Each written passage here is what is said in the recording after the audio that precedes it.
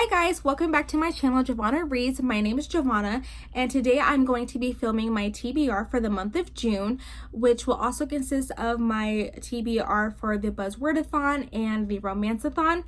I do have a pretty ambitious TBR this month, I'm not going to lie, so I probably will be heavily relying on audiobooks and ebooks for this month because I am quite busy, but I'm hoping to get to all of the books that I'm setting out to read this month. So starting with the Buzzwordathon, this is a readathon that is created and hosted by Kayla from Books and Lala, and this time around her co-host is Chanel from Chanel Time, and it's taking place from June 12th through the 18th, and the buzzword for this round is you, so you can do you, your, and your. The first book that I'm hoping to get to is You Must Not Miss by Katrina Leno. This is a book about a girl named Magpie who creates the magical world called Near that she kind of crafts and draws up in her notebook as a way to escape all of the drama and unfortunate events that are going on in her life right now. That's about all I know for this book. The second book on my list for this one is Far From You by Tess Sharp. This is a book about a recovering addict named Sophie whose friend Mina actually died 4 months prior in a drug deal gone wrong, and it is assumed that Sophie's the one that set it up, but Sophie happens to know the truth and she knows that Mina was deliberately murdered. So once Sophie gets out of the rehab that she was forced into, she is finally able to hop back on the trail of the killer and track them down before they track her down.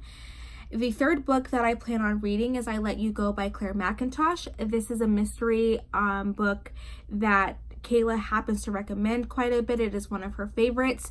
I don't know much about it at all. I am much like her. I prefer to go into my mysteries, my thrillers, and my psychological thrillers not knowing anything at all except for a small snippet, and unfortunately for this one I don't know anything, so I can't give you a synopsis for it, but I am hoping to get around to it this time. And the last book on my TBR for the Buzzwordathon is Before I Let You Go by Kelly Rimmer. This is a book about a girl named Lexi whose sister Annie happens to be a drug addict, and she has not heard from her in years until one morning Annie happens to call Lexi because she's about to go into labor, and she can't go to the hospital because she will lose her child and go to jail. So Lexi has to do the unthinkable. And then the book follows the weeks after that situation, and it's following Lexi taking care of a newborn child. She's on the verge of losing her job. Her fiance is pretty fed up with dealing with Annie and her drama, and so it also happens to follow Annie while she's in a court-ordered rehab, and she's wanting to finally take control of her life and stop the downward spiral that she's on, and her way of doing that is to confront her and her sister's past. Unfortunately, Lexi doesn't want to face those issues, and the journey for healing for Annie might actually lead her down a darker path. So that's the last book that I plan on reading for that particular readathon. Next is going to be the Romanceathon, which is hosted by Gabby from Gabby Reads and Jacqueline from We Be Bookin', and the dates for that are June 17th through the 23rd, so there's a little bit of a slight overlap between that and the Buzzwordathon. This particular readathon has 7 challenges. So the first one is to read a forbidden romance. For this challenge, I'm going to be reading the group book, which is On the Island by Tracy Garbus Graves. I don't know much about this book other than the fact that it takes place on an island, and it follows a very older woman and a much younger boy and their romance. The second challenge is to read a new adult book, and for that I'm going to be reading Confess by Colleen Hoover. This will be my second attempt at reading a Colleen Hoover, so we'll see how that goes. But this follows a story about a girl named Auburn who recently moved to Dallas, Texas, and she walks into an art studio one day in search for a job, but instead she ends up falling in love with the owner, Owen. But unfortunately, he has a secret that could potentially ruin everything for Auburn, and so she has to decide whether or not she's going to stay with him or break up with him. The third challenge is to read a book with pink on the cover. For that, I'll be doubling up for this challenge. I'll be reading Confess by Colleen Hoover as well.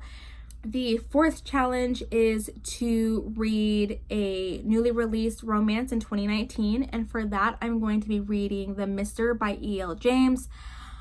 I'm hoping that this book is good, but I don't know how much E.L. James has evolved as an author. I mean, it has been quite some time since the 50 Shades of Grey trilogy came out, which I did personally enjoy.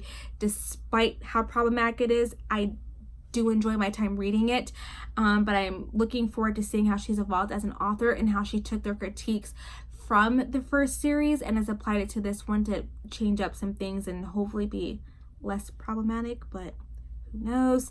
So fingers crossed on that one. I'm pretty sure it follows the same formula as 50 Shades of Grey, so a very rich man falls in love with a very ordinary girl. That's about it. The fifth challenge is to read a book with a man on the cover, and for that I'm going to be reading Hollywood Dirt by Alessandra Torre. This is a book about Hollywood's sexiest bachelor, and his name is Cole Mason, and a girl named Summer Jenkins who lives in a very small town. Cole happens to read a book about her town and hops on a plane, and they cross paths at some point and a romance ensues. The sixth challenge is to read an LGBT romance, and for this one I'm going to be reading History Is All You Left Me by Adam Silvera. This book follows Griffin, whose first love and ex-boyfriend Theo unfortunately dies in a drowning accident, and Griffin's world basically explodes. And even though Theo had moved away and they, got a new boyfriend, Griffin always hoped that him and Theo would get back together, but unfortunately due to the events that's not going to happen. And the book follows Griffin and his grieving process, as well as his not so wanted friendship with Jackson, because Jackson's the only person who can understand what Theo is what Theo's going through.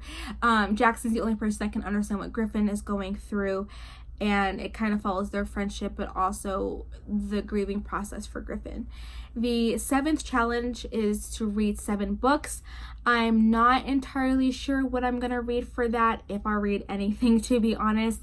I do have All Your Perfects by Colleen Hoover on hold from my library, as well as Dating You, Hating You from Christina Lauren. So if either one of those two comes in, if I have the time, I will definitely be picking up one of those. For the rest of the month, I am hoping to get to quite a few books. The first one is going to be Girls of Paper and Fire by Natasha Gann. I don't know anything about this other than it is a YA fantasy novel, and it does have LGBT rep. I believe a female romance ensues in this. But I'll read the tagline to you, which says, each year, 8 beautiful girls are chosen as paper girls to serve the king. It's the highest honor they could hope for and the most demeaning. This year, there's a 9th. And instead of paper, she's made of fire. That's about all I know. I do know this was a really well-loved and received book last year, and it was on a lot of people's top books for 2018. So I am looking forward to reading this, and if I do like it, I will most definitely be picking up the sequel that comes out in September. The second book that I'm hoping to get to is Girl on the Verge by Sharon Biggs Waller. This is a book about a girl named Camille who is pregnant and wants to have an abortion, and unfortunately her family does not support that, and they also happen to live in a state with only one abortion clinic. So she ensues 2 of her friends to go on a road trip with her in order to get the abortion, and it also kind of follows their friendship dynamic while on the road trip. The third book that I'm hoping to get to is Everything Everything by Nicola Yoon. This is a book about a girl named Maddie who is basically allergic to the world, and her mom has kept her quarantined for all of her life inside of their house.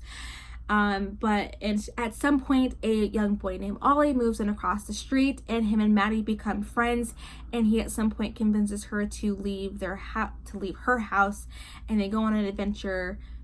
Things happen. A romance ensues, I think, but also some drama happens. I'm hoping to get to this before the end of the month so I can finally actually watch the movie for this. And the last book that I'm hoping to get to is Intercepted by Alexa Martin. This is part of a series, although I'm not sure what the name of it is, but the second book, Fumbled, just came out.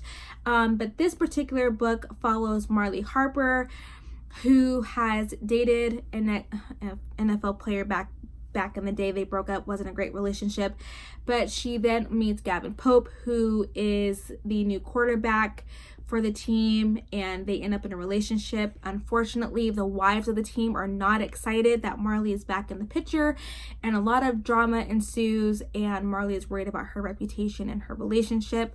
A lot of people seem to love this. It's a quick and easy read. It's only about 300 pages, so this should be quick and easy for me.